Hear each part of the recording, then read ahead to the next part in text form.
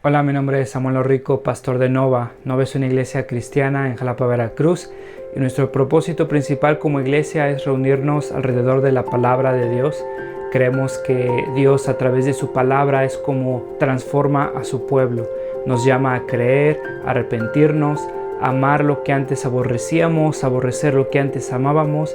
Y entonces, antes de empezar con esta prédica, déjame recordarte un par de cosas. El propósito principal para subir estas predicaciones en línea es para aquellos comprometidos con una iglesia local que no pudieron asistir por cualquier razón a su iglesia este domingo. Estas predicaciones son un recurso para nosotros, para poder crecer, para poder escuchar la palabra de Dios. Sin embargo, creemos que un cristiano no puede existir sin una iglesia. Creemos que el contexto bíblico en el cual el cristiano crece y se sustenta como cristiano por la gracia de Dios es a través de su iglesia local, sometiéndose a un liderazgo local, amándose unos a otros, sirviéndose unos a otros, perdonándose unos a otros. Un cristiano no puede vivir su vida cristiana simplemente consumiendo predicaciones en una pantalla de su televisión, de su computadora. Entonces te animamos a comprometerte con una iglesia local. Si no pudiste asistir a una iglesia este domingo, nos da gusto que estés viendo este video. Disfrútalo, nuestra oración es que te sea de bendición. Sin embargo, si no te has comprometido con una iglesia local, mi oración es que puedas comprender que el amor de Dios se refleja en medio de su pueblo, mostrándose en la iglesia local.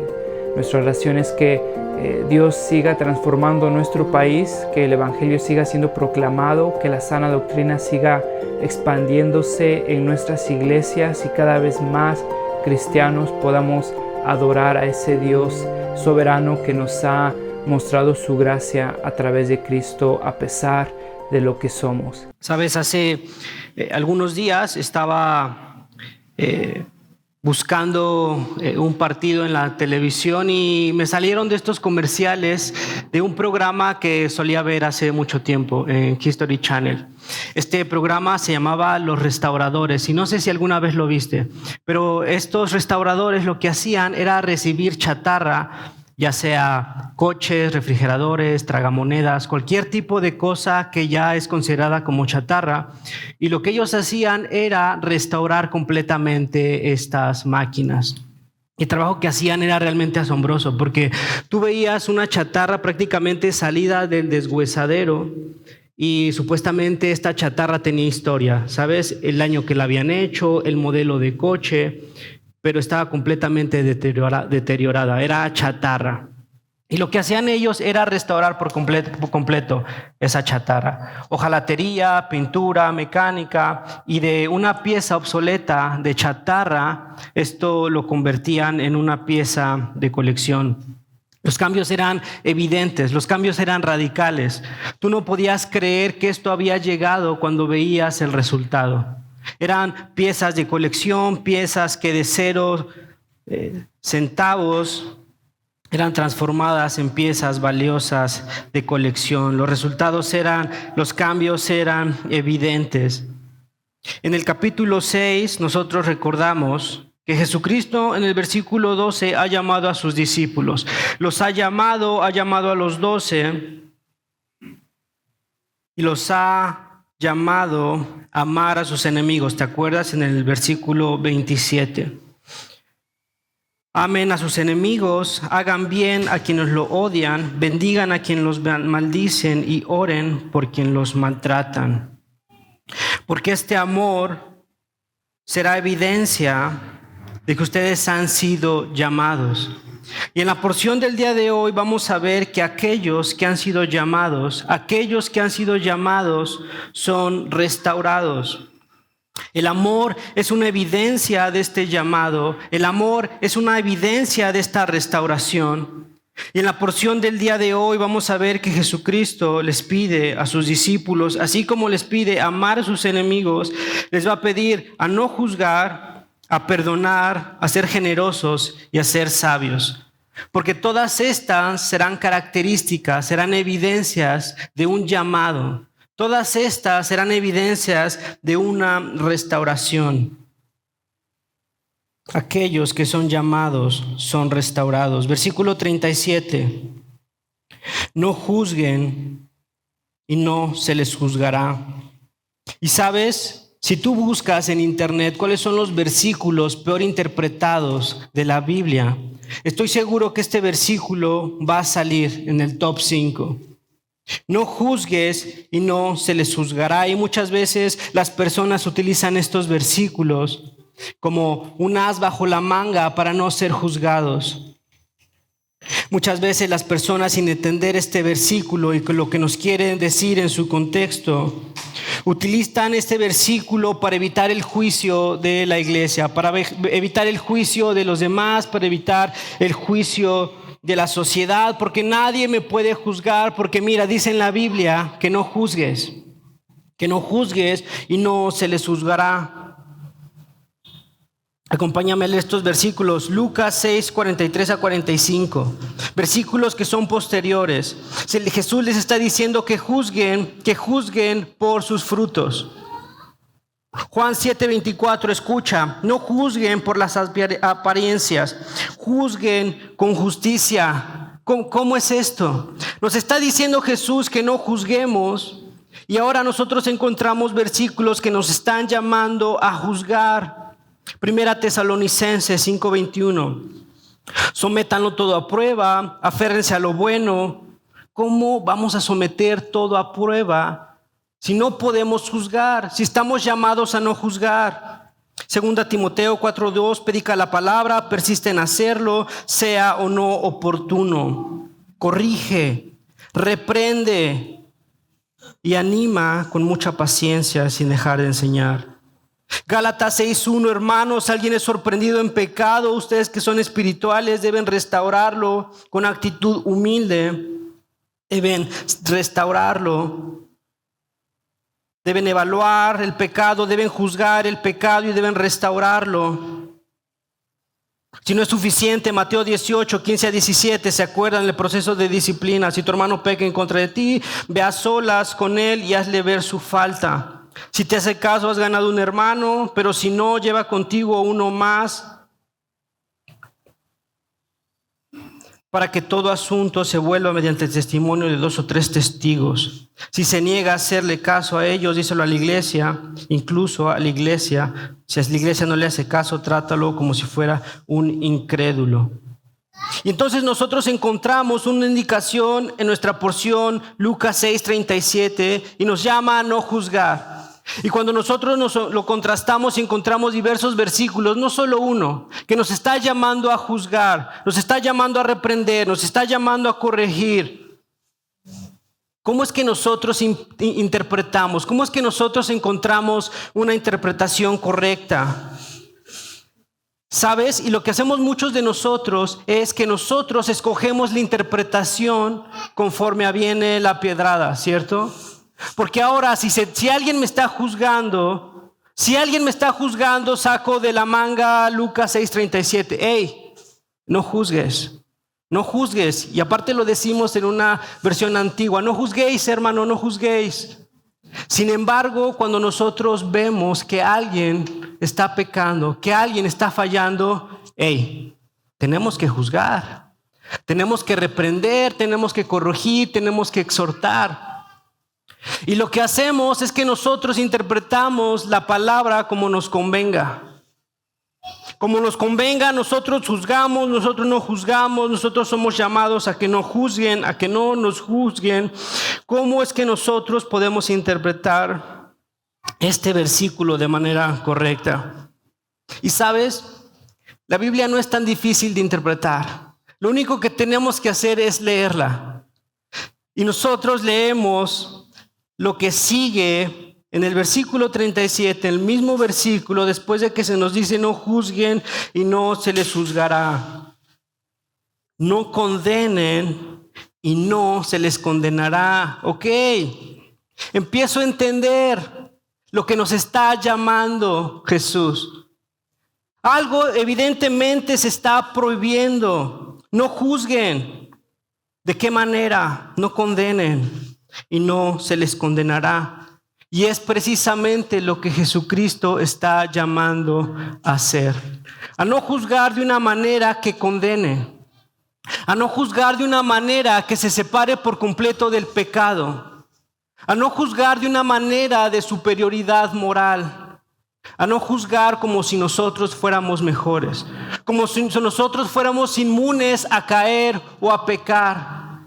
Como si nosotros no entendiéramos por qué esta persona está pecando. Es lo que precisamente está llamando Jesucristo a hacer, porque recuerda que les había llamado a amar, y el juicio que se hace en amor es un juicio que se hace en gracia, que se hace en empatía, que se hace en amor, que se hace con el objetivo de edificar, no de criticar, no de separarse del pecado, no de humillar, no de condenar. Santiago 4, versículo 11, hermanos, no hablen mal unos de otros. No hay más que un solo legislador y juez, aquel que puede salvar y destruir. Tú, en cambio, escucha, ¿quién eres para juzgar a tu prójimo? En el versículo 11, en Santiago 4, se nos está diciendo, no hablen mal unos de otros. En el versículo 12 nos está diciendo, no juzgues como juez, como legislador, porque solo hay uno que juzga. Lo que está haciendo Santiago es señalar este tipo de juicio, criticar a los demás, hablar mal de los demás. No somos llamados a criticar, no somos llamados a destruir, no somos llamados a burlarnos y a sentirnos superiores que las demás personas. Somos llamados a juzgar en gracia, en amor, en empatía. ¿Sabes? Esta semana platicaba con algunos de ustedes y esta semana para mí fue bastante caótica. Los niños empezaron actividades de vacaciones, tenía el mensaje de la prédica, el trabajo y estaba saturado, estaba bastante distraído. Y generalmente soy distraído, esta semana fue una de esas que simplemente quieres olvidar. Y venía manejando, iba a dejar a los niños a sus actividades de la semana y siempre pasamos por el mismo camino, siempre pasamos por el mismo lugar. Y me voy incorporando a la calle y veo que un carril está completamente lleno. Son dos carriles, el de alta y el de baja. Y un carril estaba una fila enorme y un carril estaba vacío. Y yo me voy incorporando y digo, bueno, pues un carril está vacío, pues vámonos por el vacío, ¿cierto? ¿Por qué me voy a formar en el carril que está lleno? Y me consideré en ese momento muy inteligente, ¿sabes? Me fui en el carril que estaba vacío y voy superando a todos los coches. Y digo, ¿por qué no se vienen al vacío? O sea, no lo han visto. Y yo soy de estas personas que va a ser un descubrimiento. Y voy avanzando en el carril que está vacío hasta que me doy cuenta que ese carril está cerrado y que está una desviación. Y llego al punto donde está cerrado. No había una señalética antes, de verdad, amigos, no había. Y cuando llego me doy cuenta que está cerrado y digo, no puede ser. ¿Qué puedo hacer? Poner mi direccional, sonreírle a la gente y pedirle que me dejen pasar. Y te imaginarás la gente viéndome, yo iba con mis hijos, la gente no reacciona en el calor del día, con las prisas en el tráfico, no sacamos lo mejor de nosotros, ¿cierto? Y la gente me juzgaba, la gente me decía, me ofendía, los niños iban conmigo. Y la gente me recordaba a mi madre presente. Y los niños me preguntaban, papá, ¿por qué te pitan? Papá, ¿por qué te están hablando de tu madre? ¿Conocen a la abuela? Y yo, no, hijo, no, sube el vidrio, porque están confundiéndome. Y esperé los insultos, esperé el juicio, esperé que alguien se dignara. Y realmente no tenía el derecho, no podía aventar el coche, me sentía realmente humillado, aceptaba mi error. Fue un error que cometí, ni modo, a esperar que alguien se digne a darte el paso. Y así fue, una señora igual venía con hijos, me sonrió, me dio el paso. y sentí gratitud, ¿sabes? Sentí gratitud por ese gesto que hizo la señora. Y al día siguiente yo ya sabía que ese carril estaba cerrado y no había señalética, pero yo ya sabía lo que estaba al final de ese carril. Y entonces me formé en el carril que había fila, porque yo ya sabía que no se podía pasar. Y ahí nos ves a vuelta de rueda y veo coches pasar por el carril que está vacío. Y yo ya sabía que iba a pasar. Me los voy a encontrar al final. Y así fue. La gente insultando, la gente pitando, la gente gritando por así está México, gracias a ustedes. Y sabes, yo lo único que sentí al ver esas personas fue como, yo sé lo que es estar ahí, hermano, yo estuve ayer ahí. La gente me insultó, la gente me ofendió, ¿sabes qué? O sea, pásale porque probablemente cometiste un error, probablemente jugaste al listillo, yo no lo sé, pero pásale. Sabes, muchos de nosotros juzgamos pensando como si nunca nos hubiéramos equivocado, como si fuéramos inmunes a fallar, como si fuéramos inmunes a pecar. La realidad es que muchos de nosotros juzgamos los pecados que estamos luchando o que luchamos. Y cuando somos llamados a juzgar en amor, en empatía, en gracia, sabiendo que muy probablemente hemos cometido esa falla, estamos en esa falla o somos susceptibles a pecar. Y si nosotros somos conscientes de esa realidad, nuestro juicio será completamente diferente. No en superioridad, no apartándonos del pecado, sino siendo conscientes que probablemente puedo estar ahí o que estuve ahí. Porque la Biblia no nos llama a no juzgar y a desentendernos del pecado. La Biblia nos llama explícitamente en Juan 7:24 a no juzgar por las apariencias, sino juzgar como un indicativo. Juzguen con justicia. Juzguen con justicia. Porque cuando nosotros somos conscientes de nuestra condición, cuando nosotros somos conscientes de este mundo caído, cuando nosotros somos conscientes de nuestras fallas, nosotros somos más susceptibles a perdonar a aquellos que fallan. Porque nosotros somos conscientes de nuestras fallas, nosotros somos conscientes del pie con el que cojeamos, nosotros somos conscientes de nuestra enfermedad. Por ende, somos más susceptibles a perdonar. Es la segunda característica que Jesús llama a sus discípulos. Perdonen, versículo 37. Seguimos en el mismo versículo. Perdonen y se les perdonará. Nosotros somos llamados a amar, somos llamados a no juzgar. Somos llamados a perdonar. Perdonen y se les perdonará, porque nosotros hemos sido perdonados. Ahora nosotros perdonamos a quien nos ofenden. Nosotros hemos sido perdonados a pesar de lo que somos, a pesar de las faltas que cometemos, a pesar de lo que somos. Nosotros hemos sido perdonados. Y nosotros, en consecuencia, deberíamos de reaccionar perdonando a quien nos ofenden. Cristo muere por nosotros, perdona nuestros pecados. Sin embargo, nosotros muchas veces no está el perdonar en nuestro radar, porque no podemos perdonar aquella ofensa. Porque ¿cómo puede ser posible que me haya ofendido de tal manera? Porque ¿cómo puede ser posible que me haya hecho esto? Sin embargo, nosotros somos llamados a perdonar porque hemos sido perdonados. Porque Dios nos perdona, porque Cristo muere por nosotros y ahora nosotros perdonamos aquellas faltas.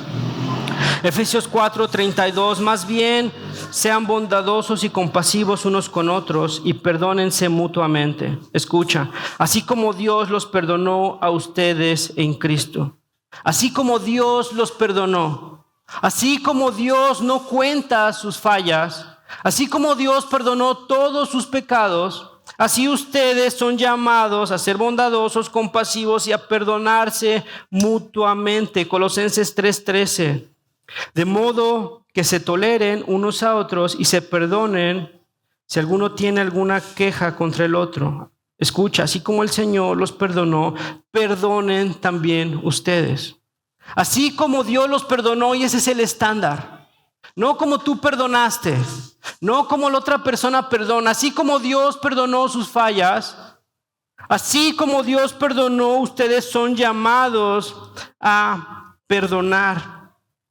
¿Qué significa el perdón? ¿Cómo es que un cristiano perdona? ¿Sabes? Hay una definición de Thomas Watson, un puritano, hablando acerca del perdón. Dice, el perdón es cuando nos esforzamos en erradicar todos los pensamientos sobre venganza. Me han ofendido, sin embargo, nosotros nos esforzamos en erradicar todo pensamiento de venganza. Cuando renunciamos a hacerle daño, cuando nos afligimos con sus calamidades, cuando buscamos la reconciliación, cuando oramos por ellos y luego demostramos la disposición de aliviarlos de sus cargas. Esto es el perdón. No simplemente ignorar a la otra persona y decirle sí, te perdono, sino es algo, un esfuerzo en no buscar venganza, en no hacer daño, en afligirse, en orar, en buscar la reconciliación y la disposición de aliviar a la persona de sus cargas. Porque esto está impulsado en el amor. Porque nosotros amamos a las otras personas. Porque nosotros reconocemos que también hemos fallado. Y sería bastante absurdo pensar que solamente la gente necesita de nuestro perdón. Hermanos, si vives en este mundo caído, si has convivido con personas, has ofendido a personas, necesitas del perdón de la comunidad, necesitas del perdón de las personas, así como necesitas perdonar a las personas. Porque vivimos en un mundo caído y porque así nosotros esperamos que la gente nos ame y nos perdone cuando nosotros ofendemos. Sin embargo, muchos de nosotros no podemos perdonar a las personas. No podemos perdonar a las personas. Y sabes, me atrevería a decir que la falta de perdón en nuestra vida es una falta de entendimiento de lo que Cristo ha hecho en nuestras vidas. Porque Cristo nos ha perdonado.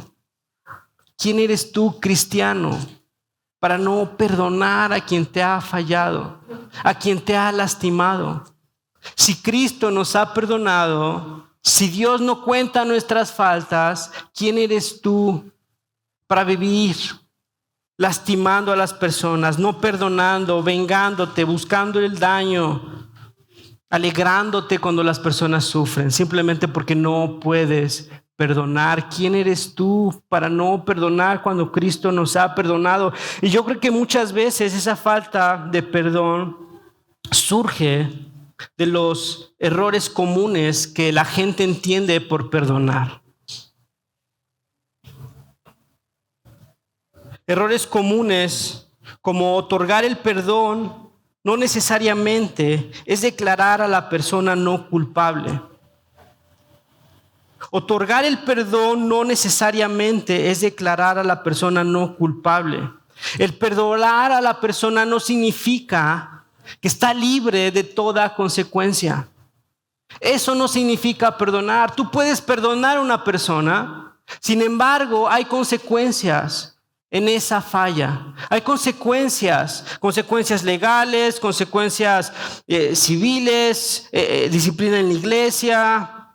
Otorgar el perdón no significa que esta persona no es culpable. Hay consecuencias y esta persona puede estar en la cárcel y tú la puedes perdonar. El segundo error, que Dios nos mande a perdonar, no quiere decir que debamos permanecer en la situación injusta donde se repite la ofensa. Muchos de nosotros no podemos perdonar porque no estamos dispuestos a vivir en la misma situación. Y hermano, no tienes que vivir en la misma situación. El perdonar no significa que debes estar en este círculo de maltrato, de humillación. El perdonar no significa que debes de permanecer en la misma situación injusta, donde eres ofendido. Tú puedes perdonar. Sin embargo, también deberías de buscar tu estabilidad emocional, la estabilidad emocional de tus hijos, tu integridad física. Sin embargo, nosotros malentendemos que perdonar es, bueno, perdona y quédate donde estás, porque has perdonado. Y no es así. Si estás viviendo en una situación de abuso, si estás viviendo en una situación de maltrato, no tienes que hacerlo. Tercera malinterpretación. Perdonar no significa que olvidamos lo que la otra persona nos ha hecho. Dios no olvida lo que hemos hecho. Dios no lo toma en cuenta, pero no lo olvida. Nosotros no somos llamados a olvidar como si tuviéramos amnesia. Simplemente nosotros no lo tomamos en cuenta.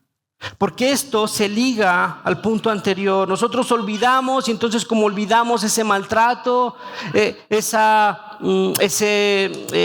robo, nosotros olvidamos y entonces regresamos a la misma situación nociva que nos lastima. Nosotros no olvidamos, no lo tomamos en cuenta. Sin embargo, hay una relación que se ha deteriorado, hay una relación que se ha fracturado. Cuarta malinterpretación: perdón no es igual a reconciliación. Lamentablemente, las faltas, el pecado, logra destruir muchas veces relaciones que no pueden restaurarse, que se han fracturado. Perdonar no es igual a reconciliación. Puedes perdonar, hermano. Lamentablemente, muchas veces la confianza se ha dañado, la relación se ha dañado. Y ahora somos llamados cada uno a buscar nuestra relación con Dios, a glorificar a Dios. Perdonar no es igual a una reconciliación física, estar en el mismo lugar, estar en el mismo círculo. Quinta malinterpretación: no siempre es necesario decirle a las personas que las hemos perdonado, y esto se hila a lo anterior. Muchas veces la relación está tan deteriorada, muchas veces la persona ha fallecido, muchas veces la persona se ha ido de nuestras vidas. Y no te preocupes, no tienes que estar buscando a la persona para decirle que la has perdonado. Puedes perdonarla. Puedes perdonarla y no siempre es necesario decirle a las personas que las has perdonado. Sin embargo, nosotros malentendemos lo que significa el perdón. Y como no estamos dispuestos a regresar a la misma situación, no podemos perdonar. Pero nosotros entendemos que no es así. Podemos perdonar. Hay consecuencias de lo que ha sucedido y lo que ha dañado el pecado. Nosotros somos llamados a perdonar. Nosotros somos llamados, porque una persona que es llamada es restaurada, y una persona que es restaurada es llamada a perdonar. Tercera característica: ser generoso. En versículo 38. Den y se les dará. Den y se les dará, hermano, todo lo que nosotros tenemos, absolutamente todo, los recursos que nosotros tenemos, la salud, nuestro cuerpo, los dones, el trabajo, todo lo que tenemos proviene de Dios, absolutamente todo. No te enojes conmigo, pero todo lo que tienes no es por tu capacidad. No es gracias únicamente a tu destreza. No es gracias a tu inteligencia. Porque tu destreza, tu inteligencia, tu capacidad te las ha dado Dios. Ahora, que no te vanaglories pensando que todo tu esfuerzo, que toda tu inteligencia, que todo lo que has logrado construir es gracias a ti. Lamento desilusionarte, hermano. Pero todo lo que tienes, absolutamente todo lo que tienes, lo tienes gracias a Dios. Su misericordia se renueva cada mañana. Él nos sustenta, Él nos sostiene y tenemos lo que tenemos gracias a su misericordia. Aun cuando no lo merecemos, Él nos sustenta, Él nos provee, Él nos da. Todo lo que tenemos, lo tenemos gracias a nuestro Señor. Y entonces nosotros somos llamados a amar a las personas así como Dios nos ama. Nosotros somos llamados a perdonar así como Dios nos perdona. Nosotros somos llamados a ser generosos así como Dios es generoso con nosotros. Y muchos de nosotros podemos pensar que no tenemos problemas siendo generosos. ¿Sabes cuál es el problema? El problema es que somos generosos con nosotros mismos. No dudamos en gastar cosas para nosotros. No dudamos en consentirnos. No dudamos en invertir para nosotros, tener más cosas, para vivir de una manera más cómoda, para vivir de una manera más práctica. Y nosotros sí que aplicamos la generosidad, pero con nosotros mismos, con los nuestros. Jesús les está llamando a sus discípulos a ser generosos, a dar con los suyos, con la comunidad. Sin embargo, nosotros cuando damos, cuando somos generosos, es con lo que nos sobra. ¿Sabes? Muchas veces cuando vas a comer y estás satisfecho porque has comido mucho, y entonces pides que te den las sobras de la comida, ¿cierto? Te pides un ribeye, un corte, y entonces te sobra el pellejillo porque no comes pellejillo, ¿cierto? Y entonces pides que te lo pongan en una bolsita, te lo llevas y ves a una persona que está pidiendo comida. Y le das aquello que te sobró y te hace sentir como una persona generosa, ¿cierto? Porque he compartido mi comida, he compartido mi cena. Y te das cuenta de lo ridículo que es esto. Estás compartiendo aquello que te sobra. Estás compartiendo y estás dando aquello que ya no pudiste comer, el pellejillo de tu cena. Muchos de nosotros, hermano, somos generosos con lo que nos sobra. Somos generosos con el tiempo que nos sobra, con los recursos que nos sobra. Ofrendamos lo que nos sobra, porque ofrendar no está en nuestras prioridades. Porque ofrendar no figura en nuestro presupuesto, sino más bien la ofrenda es un espacio destinado para poner todo lo que nos sobra. Después de pagar todo lo que tuve de pagar, después de satisfacer mis necesidades, mis lujillos, mi comodidad, ahora lo que me sobra, hay una cajita en las iglesias que se da lo que te sobra. Y es así como nosotros entendemos lo que es ofrendar en las iglesias. Dios nos está llamando, Jesús nos está llamando a ser generosos, así como Él es generoso. ¿Qué nos ha dado Dios? Dios nos ha dado a su Hijo. Dios nos ha dado vida eterna. Dios nos ha perdonado. Dios renueva sus misericordias cada mañana. Dios nos sustenta, Dios nos provee, Dios nos permite respirar el aire, Dios nos permite estar vivos, Dios nos da y Dios nos da, y sin embargo nosotros damos lo que nos sobra. Hace unas semanas fui a visitar a unos amigos a la Ciudad de México y me llevaron a una taquería. Supuestamente es una taquería ahí famosilla en la región, una taquería de calle, de carrito. Y los tacos son muy famosos, ¿no? Entonces tenía mucha hambre, y llegué a este carrito, y entonces son unas tortillas, pues de tamaño regular. Yo tenía mucha hambre y pedí 3 tacos porque me dijeron que esos tacos estaban grandes. Me pusieron un plato, me pusieron los 3 tacos, la tortilla, y la tortilla llevaba 2 piezas de milanesa.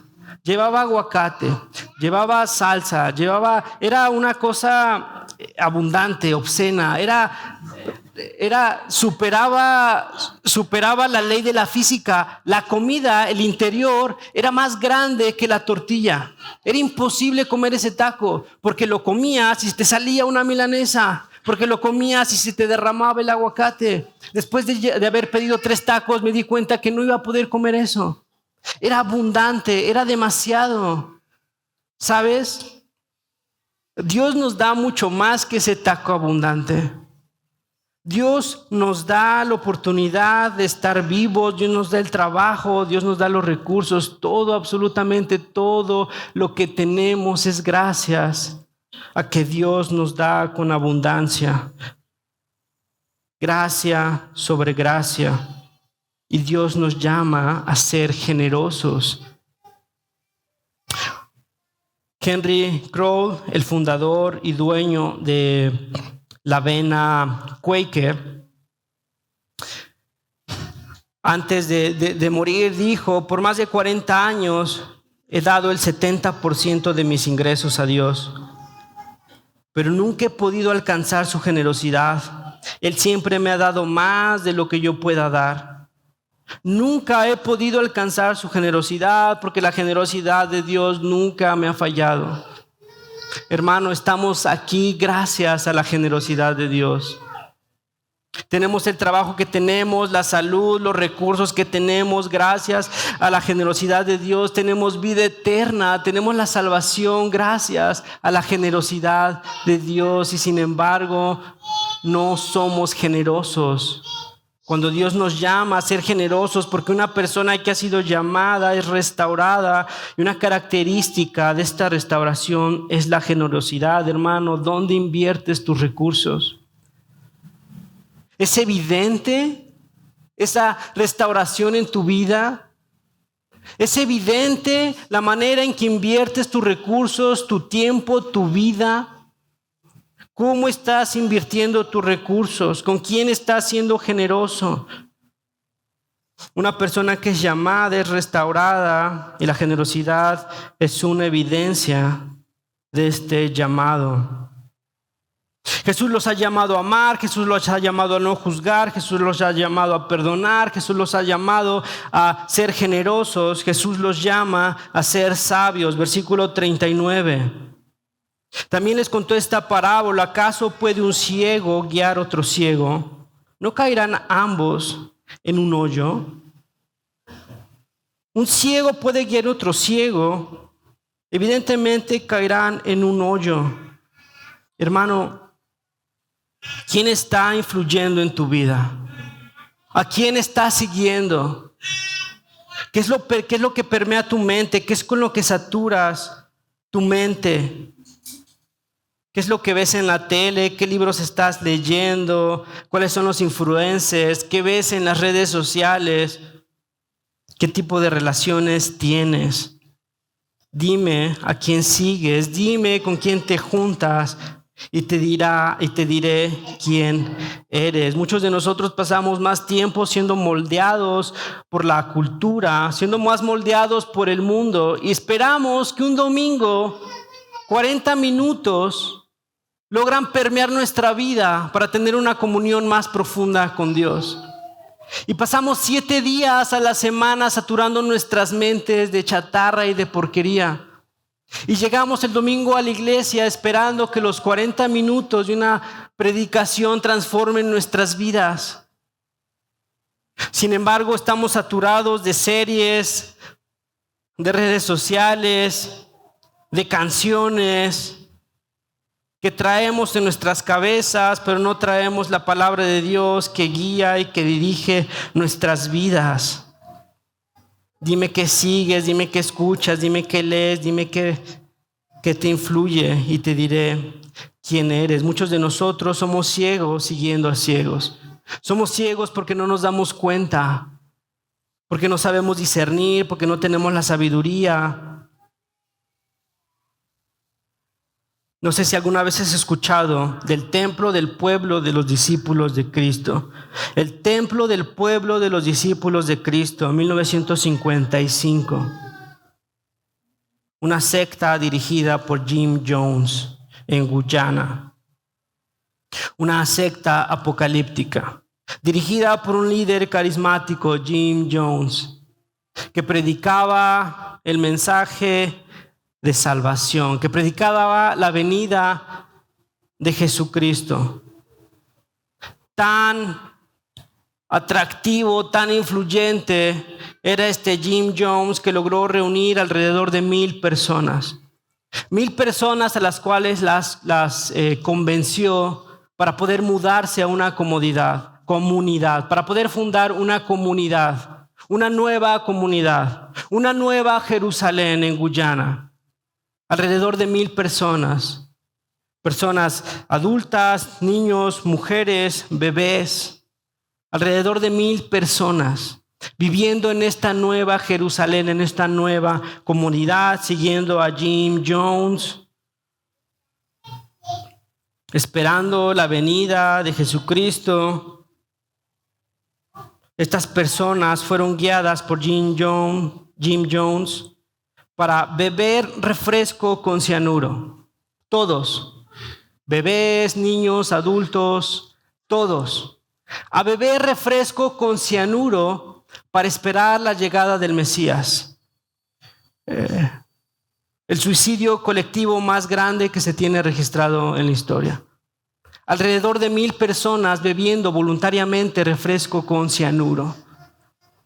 Una persona ciega guiando a ciegos. Estas personas no son víctimas. Estas personas sufren la consecuencia de su ceguera.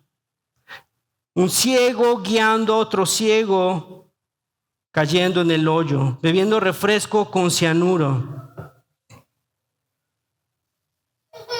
El suicidio colectivo más grande, alrededor de 1,000 personas. Hermano, ¿a quién estás siguiendo?